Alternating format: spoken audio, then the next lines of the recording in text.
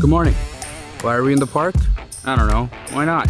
So today we're talking about how to be a filmmaker, like the initial steps. Like you just bought your camera, you got a lens. What's step 2? Let's discuss.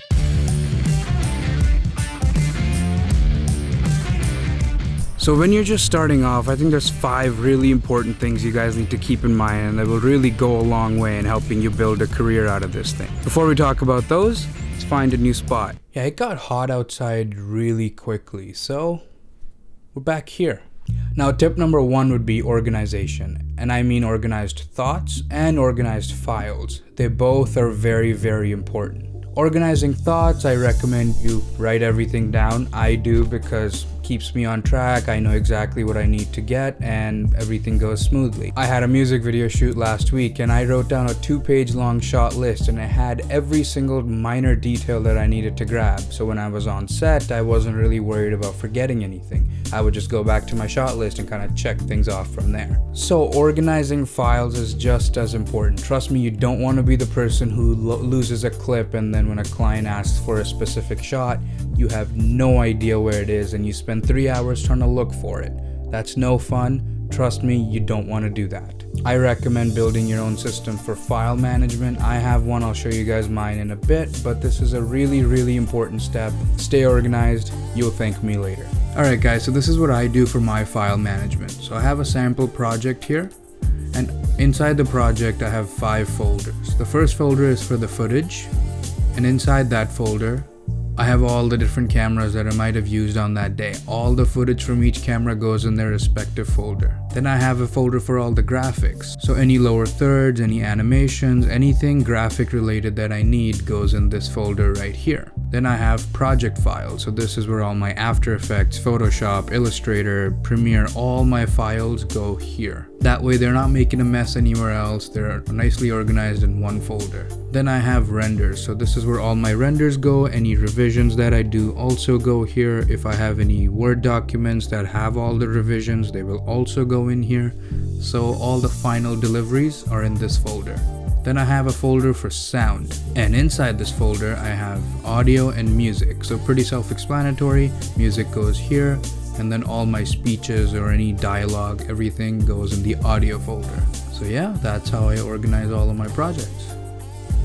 So tip number 2 is knowing your camera inside out. And I mean go through every single menu, every single setting, see what every single button does, because you guys need to know all this information before you go and do your first professional shoot. And it's really simple. Just go around your house, film everything. Film your water bottle, film a deck of cards, I don't know, film a hat, doesn't matter.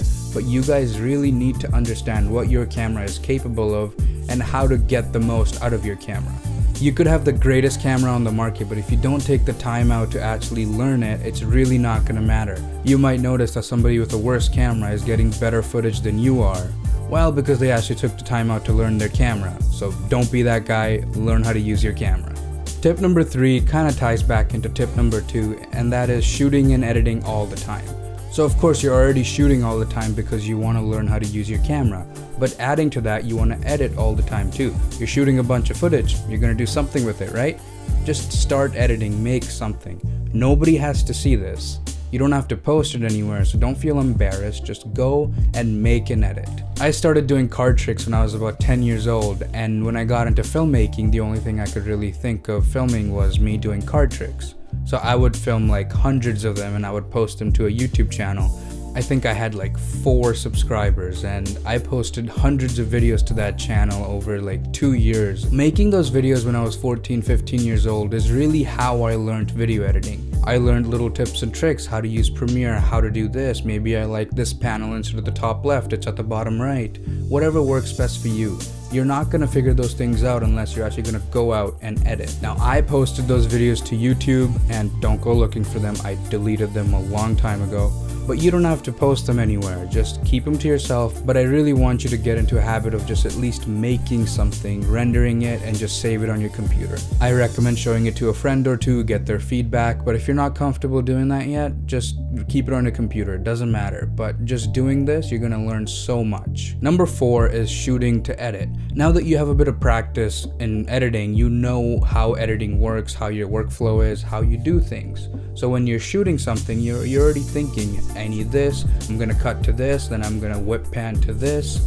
That's just the mentality you gotta have when you're shooting and editing. And it's a priceless skill to have. It's so important, and it's really gonna take your edits to the next level. Now, what I think really helps with this is storyboarding. What is storyboarding? It's basically a rough sketch of your final video. And I mean very rough, because you're just starting off, you don't need to have anything fancy.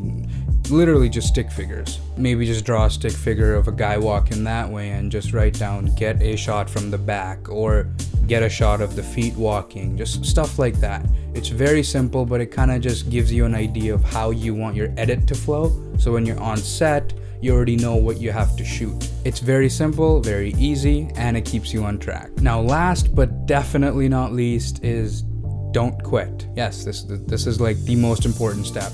Don't quit. Because you are going to get better, I promise you. It's really easy to get discouraged by looking at like famous YouTubers or famous directors and thinking, I'm never gonna be as good as them. Well, because either you're quitting too soon or you haven't practiced enough. If you do those two things, you are going to be that good someday.